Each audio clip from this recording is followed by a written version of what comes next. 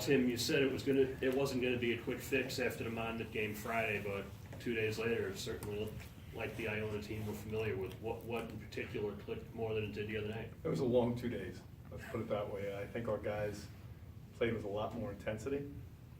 I think we made shots, obviously, which changed the game. I think Cedric Casimir came in and gave us the lift we've been looking for and the player that we were hoping to see again. And I thought all the guys really came in with an effort-based mindset. Where they came in, it was all about defending, all about sharing. It was about team the whole night and not letting up. And we got off to a poor start where they came out on fire to start, and we switched defenses up, and our guys, after like another minute or two, locked into it, and I thought they did a very good job. Were you expecting a game like that from him this early in the season, given that he's still not 100%? No, you know what though? We said before the game, for us to be competitive, one of our guards has to have a game like that.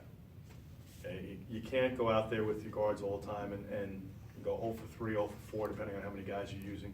So we just need one of them to play well, because Wash has been very, very steady and very good. And then let other guys piecemeal around it. And today it was said, and I was really happy for him, because if he was going to have a good game like that, it was going to be here at Iona. Because he's very comfortable on these courts. He's confident here. He had a really good practice again yesterday, and he's had some really good practices over the last 2 weeks. It just hasn't translated to a game until today. So I'm really happy for him. And Ricky McGill was terrific, 14 assists. On top of that, Ricky, 14 and 14, you mentioned at the start of the year that you didn't know exactly who would be the point guard. It was going to be by committee. But Well, Ricky wasn't at the point most of the game. You know, that's why it was really more impressive that he was able to do that, where Sam Cassell was at the point at least half the game. So they kind of shared that spot, and he still did that. how much has he progressed with his ball movement? How much has he impressed you this year? You know, it's got to continue that's got to happen again next game. I think that's the maturity factor for him right now, is that he shows he can do this in certain games. He's got to continue to understand that that's what makes him and us go, is by getting guys easy shots. So he's got to keep that mindset of pass first, score second.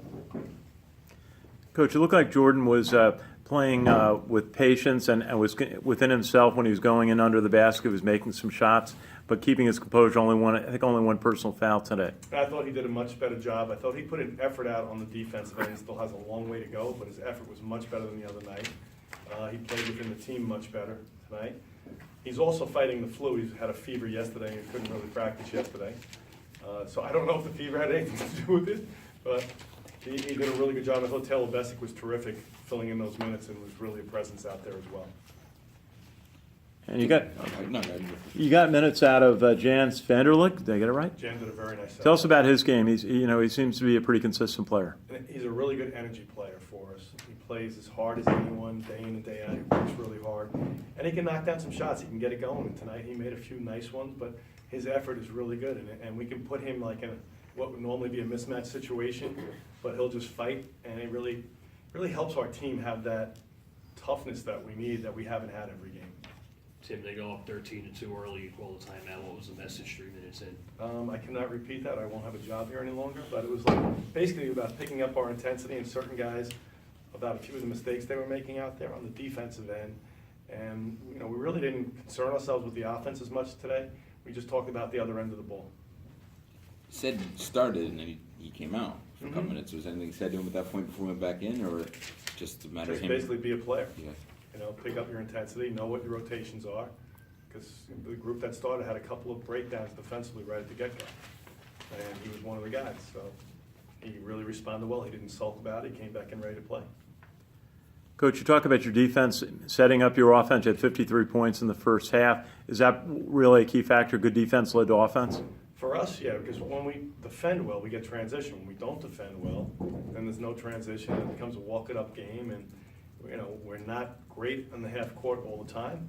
If we shoot the ball well, it's different. Like last game, we couldn't, we didn't get any stops defensively. So they kind of dictated the pace of the game the whole way, and we were on our heels the whole game. Obviously, very good team, played really well against us. All credit to them. All right, so now we have to work on being better than that as we move forward. And today was the first step in us improving.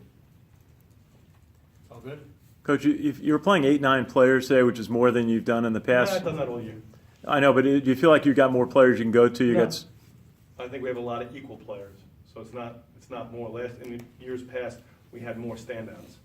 So right now, because there's more even players, we play those guys a little bit more each, because it doesn't really matter if A is in or B is in, it's the same type of production. Okay. It's John's ankle, why he didn't go in, right? John actually had a hip flexor in the Monmouth game on top of his ankles, so he didn't practice at all yesterday. He went through shoot around today thinking he could go and worked on that. Used him early. He had a fast break that he missed and he started limping after that, so I was concerned about his limp and getting him ready for next week. And I know we have a few days off now as far as between games, so it would be a good time for him to heal. In the second half, we kind of got on a roll. And if I was going to put John in, I was going to probably do it earlier in the second half. Once we got a little late, I said, I don't want to injure him. If we don't need him, we're not going to use him. Okay? Thanks, guys. Thanks, Coach.